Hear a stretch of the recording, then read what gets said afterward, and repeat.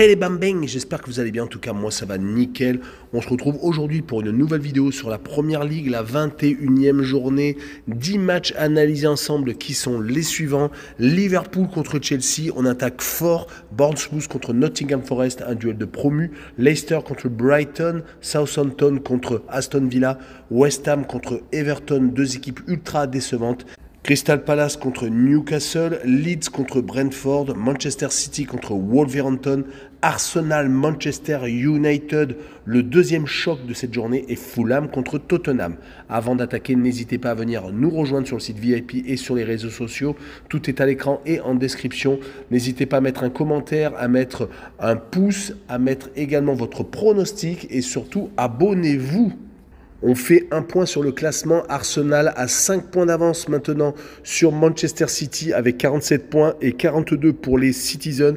Mais ils ont un match en avance car ils viennent de s'imposer contre Tottenham hier soir. Manchester United est 3e avec 39 points. 4e Newcastle avec 38. 5e Tottenham avec 33.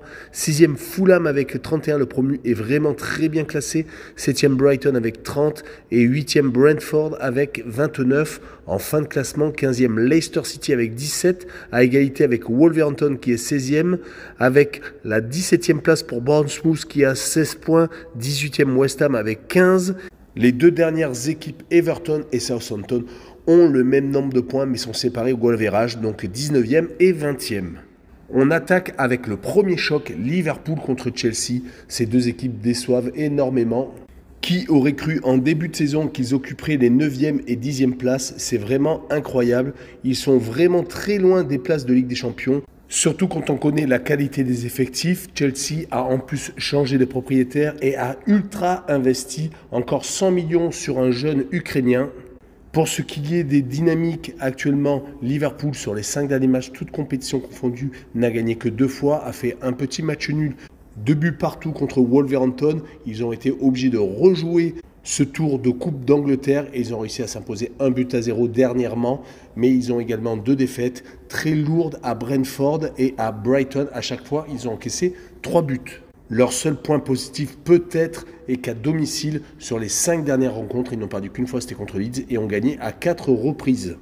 Du côté de Chelsea, c'est très compliqué, même s'ils viennent de gagner contre Crystal Palace dernièrement. Ça leur a permis de mettre fin à une série très négative de 2 défaites et d'un match nul, se faisant accrocher par Nottingham Forest et perdant à Fulham. Par contre, ils s'étaient tout de même inclinés contre Manchester City 1-0 à la maison. Espérons que Benoît Badiachil, qui vient de signer pour 7 ans et demi à Chelsea, aura une fin de saison beaucoup plus rayonnante, mais je les vois perdre 2-1 à Liverpool et je verrai le plus de 2,5 buts sur le match, une cote à 1,70. On continue avec Bournemouth contre Nottingham Forest, 2 promus qui s'en sortent de manière un petit peu différente. Bournemouth est relégable alors que Nottingham Forest est un peu au-dessus avec 4 points d'avance, donc ils sont 13e. Et Bournemouth ne s'en sort pas trop ces derniers temps sur les 5 derniers matchs, toutes compétitions confondues. C'est 5 défaites. Une seule fois, ils ont réussi à marquer. C'était contre Burnley, l'équipe leader du Championship. Et ils s'étaient inclinés 4-2 à domicile en Cup. Leur dernière victoire remonte à une réception d'Everton et c'était le 12 novembre. Donc cela remonte à très longtemps. Ils vont jouer en plus contre Nottingham Forest, qui ne perd plus depuis 3 rencontres, qui avait réussi à accrocher Chelsea 1 but partout et qui s'est imposé contre Southampton et contre Leicester City. Sur cette rencontre, je vois Nottingham Forest s'imposer 1-0 à l'extérieur et je vois les deux équipes ne pas marquer avec une cote à 1,86. Poursuivons avec Leicester contre Brighton. Leicester est très décevant cette saison. Avec seulement 17 petits points, ils sont actuellement 15e à 2 points au-dessus de la barre de relégation. Ce n'est plus du tout l'équipe qui jouait pour les places européennes en fin de saison. Sur les 5 derniers matchs, ils n'ont gagné qu'une fois et c'était en Cup contre Gillingham, 1-0. Sinon, 4 défaites, toutes compétitions confondues. En championnat, c'est même catastrophique. Les 4 derniers matchs se sont soldés par 4 défaites et un seul but marqué, c'était contre Liverpool. Côté Brighton, ce n'est plus du tout la même chose. Ils se sont redressés car ils avaient commencé moyennement la saison. On s'était habitué à les voir dans les 7 premiers, mais ils ont eu une mauvaise passe. Là, actuellement, ils se ressaisissent, ont gagné leurs 3 derniers déplacements à Southampton, à Everton et à Middlesbrough en Cup. Ils ont également étrillé Liverpool lors de la dernière journée de Premier League, 3-0. Leur seule défaite contre Arsenal montre qu'ils ne sont pas non plus invincibles. Mais sur ce match, je les vois gagner 3-1 à Leicester et je vois Brighton marquer le plus de 1,5 buts sur le match, une cote à 1,97. Et on continue avec Southampton qui joue contre Aston Villa. Southampton est dernier, c'est très compliqué, mais ils ne sont qu'à 1 point du premier non relégable. Aston Villa, par contre, est remonté au milieu de classement. Ils sont actuellement 11e. Southampton est une équipe très irrégulière, voire même imprévisible, car ils ne s'en sortaient pas et tout à coup, ils viennent d'enchaîner 3 victoires consécutives, toutes compétitions confondues, une victoire à Crystal Palace en Cup, une élimination de Manchester City en League Cup, 2-0. Les Citizens n'ont même pas marqué, mais il y a eu un turnover, c'est clair, et ils ont ensuite gagné 2-1 à Everton, donc c'est vraiment une équipe qui est tout à fait possible de réaliser des gros résultats, mais en face, ils ont une équipe qui a changé d'entraîneur, Aston Villa. Emery vient de prendre les commandes de l'équipe et ça se voit, 2 victoires et un nul sur les 3 derniers matchs de Premier League, une victoire à Tottenham, une victoire contre Leeds et un match nul contre Wolverhampton. La seule tâche au milieu est l'élimination en Cup contre Stevenage, une équipe de Ligue 2 équivalent à la 4e division française. Et sur ce match, je vois bien Aston Villa s'imposer à Southampton 2-1 et je vois les 2 équipes marquées pour assurer le coup, une cote à 1,77. On enchaîne avec 2 équipes ultra décevantes, West Ham et Everton, 18e et 19e, qui sont pour l'instant toutes les 2 reléguées en Championship. Ce n'est pas arrivé depuis très longtemps pour ces 2 équipes-là. West Ham n'a plus gagné en Premier League depuis le 24 octobre, c'était contre Bournemouth 2-0.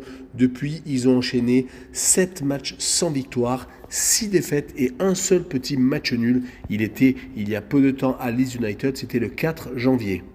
Il reste même sur 3 défaites consécutives à la maison contre Crystal Palace, Leicester City et Brentford, même pas des gros bras de la Premier League. Du côté d'Everton, ce n'est pas beaucoup mieux. Ils se sont inclinés les 3 derniers matchs contre Brighton, Manchester United et Southampton. Le point positif peut-être est que sur la même période que West Ham, ils n'ont fait que 5 défaites et ont fait 2 matchs nuls.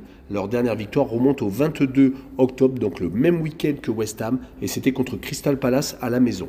Sur ce match-là, je vois West Ham s'imposer 2-1 à la maison et je vois le plus de 2 buts sur le match, une cote à 1,55. On enchaîne avec Crystal Palace contre Newcastle. Crystal Palace est 12e à 8 points devant le premier relégable, alors que Newcastle est très bien calé dans les 4 premiers avec 5 points d'avance sur Tottenham. Donc le petit trou a été réalisé. Mais Newcastle, c'est vraiment du solide. Cela fait très longtemps qu'ils n'ont pas perdu. Leur dernier revers remonte au 31 août et c'était à Liverpool dans les arrêts de jeu. Ils ont depuis enchaîné 9 victoires et 5 matchs nuls. Rappelons qu'ils avaient réussi à accrocher le leader Arsenal 0-0 chez lui. Ils vont bien entendu tenter de ramener le succès de Crystal Palace, qui est un peu mieux ces derniers temps avec 3 défaites et un match nul, toutes compétitions confondues. Sur les 5 derniers matchs de Premier League, ils n'ont gagné qu'une seule fois, ont fait un match nul et ont perdu à 3 reprises à la maison. C'est quand même moins bien depuis 3 réceptions car ils ont perdu contre Fulham, Tottenham et ont fait match nul contre Manchester United à la dernière seconde en match en retard en milieu de semaine. Sur ce match-là, je vois Newcastle s'imposer 2-0 et je vois le moins de 2,5 buts sur le match, une cote à 1,72. On enchaîne avec Leeds contre Brentford. Leeds est 14e actuellement, à seulement 2 petits points de la zone de relégation, alors que Brentford est bien calé en première partie de tableau avec 29 points. Ils ne sont même qu'à 4 points de Tottenham avec un match en retard. Donc Brentford est en train de réaliser une saison exceptionnelle. Quand on voit leurs derniers résultats, on est assez impressionné sur les 4 dernières rencontres, toutes compétitions confondues. C'est 3 victoires, toutes en Première Ligue contre West Ham, Liverpool et Bournemouth, et une seule défaite, et c'était en Cup contre West Ham. Mais est-ce qu'ils n'ont pas fait tourner en se disant on a une qualification européenne à jouer? Mais quand on a joué Manchester City, Tottenham, West Ham, Liverpool et qu'on n'a perdu aucune rencontre, c'est vraiment qu'on est dans le vrai. En tout cas, ils vont se déplacer à Leeds. qui ne perd pas beaucoup non plus, mais qui n'a gagné qu'une seule fois sur les 5 dernières rencontres. C'était dernièrement contre Cardiff en Cup, mais ils enchaînent les partages de points 3 sur les 5 derniers matchs. Ils ont réussi à faire 0-0 à Newcastle, ont accroché West Ham 2 buts partout et avaient par contre fait match nul contre Cardiff, un match qui a été rejoué, d'où la victoire donc en milieu de semaine. En Cup, une seule défaite à noter, c'était à Aston Villa lors de la dernière journée. C'est pour cette raison que je les vois quand même perdre à domicile contre Brentford, l'équipe surprise. 2-1 et je vois la double chance N2 avec une cote à 1,64. Continuons avec Manchester City contre Wolverhampton. Manchester City est second. Ils viennent de réduire leur écart avec Arsenal de 5 points. Mais ils ont un match en plus, ils viennent de battre Tottenham hier 4-2 après avoir été menés 2-0 à la mi-temps. Il y a eu une grosse réaction des Citizens, ils restaient tout de même sur 2 défaites consécutives en League Cup à Southampton et surtout à Manchester United dans le derby. Ils menaient 1-0 et se sont fait renverser. C'était très compliqué, surtout qu'Arsenal avait gagné de son côté, donc ils avaient 8 points de retard. Ils attendront bien entendu que Arsenal rattrape son calendrier. En tout cas, une deuxième réception consécutive contre Wolverhampton leur permettrait peut-être d'enchaîner une deuxième victoire consécutive à la maison. Ils ont tout de même eu quelques déceptions, comme par exemple le match nul contre Everton. Chez eux, ils vont jouer contre Wolverhampton, qui est mal classé, qui est actuellement juste au-dessus de la barre de relégation, à la 16e place, à seulement 2 petits points de West Ham. Et ils viennent de s'incliner dans le match à rejouer en Cup contre Liverpool après avoir fait 2-2 à Anfield Road. Ils se sont donc inclinés à la maison 1-0, mais ce n'est pas vraiment important. Le plus important était leur victoire contre West Ham lors de la dernière journée de Premier League, 1-0. Rappelons que sur les 5 derniers matchs de championnat, ils ont gagné 2 fois, ont fait 2 défaites et ont fait un match nul, c'était à Aston Villa. Sur ce match-là, je les vois perdre 3-1 à Manchester City et je vois les Citizens marquer le plus de 2 buts sur le match, une cote à 1,51. On enchaîne avec le choc Arsenal contre Manchester United. Arsenal est toujours premier, est en train de battre tous les records de points. En tout cas, dans l'histoire des Gunners, ce n'était jamais arrivé, même à la période des Invincibles. Wiltord, Vieira, Pires en tête. Ils vont jouer contre Manchester United, qui est troisième, qui espère peut-être gagner pour la deuxième fois contre les Gunners, car c'est les seuls à les avoir battus pour l'instant en Première Ligue. Arsenal vient de s'imposer à Tottenham lors d'un derby londonien qui sentait le soufre, car ces deux équipes se haïssent. Ils sont vraiment sur une superbe période. En Première Ligue, 4 victoires et un match nul. Le match nul était contre Newcastle. Du côté de Manchester United, on est vraiment sur la même dynamique positive, à part le match nul contre Crystal Palace en milieu de semaine où ils ont pris un but dans les arrêts de jeu sur un magnifique coup franc d'un joueur de Crystal Palace. Ils viennent d'enchaîner 4 victoires consécutives à la maison, toutes compétitions confondues, dont une contre les Citizens, comme je l'ai dit un peu plus tôt, qui est vraiment révélatrice de l'état d'esprit actuel des Mancuniens. Sur ce match-là, je les vois quand même perdre à Arsenal et les Gunners donc prendre leur revanche sur l'aller où ils avaient perdu 3-1 et je vois les deux équipes marquer avec une cote à 1,63. Et on finira avec Fulham contre Tottenham, deux équipes qui se collent au classement. C'est vraiment hallucinant quand on voit que Fulham est promu, mais ils font vraiment une superbe saison, profitant des fois d'aléas du match avec des expulsions, par exemple quand ils se sont imposés à Crystal Palace. Mais Fulham est actuellement 6e avec 2 petits points de retard sur Tottenham qui est 5e. Ils sont actuellement à 7 points de la Ligue des Champions. Ça devrait être compliqué tout de même pour y arriver, mais ils peuvent espérer la Ligue Europa, voire la Ligue Europa Conférence. Leur défaite courte à Newcastle, 1-0, est la première depuis le 13 novembre. Ils avaient réussi à enchaîner 4 succès consécutifs contre Crystal Palace, Southampton, Leicester et surtout contre Chelsea, 2-1.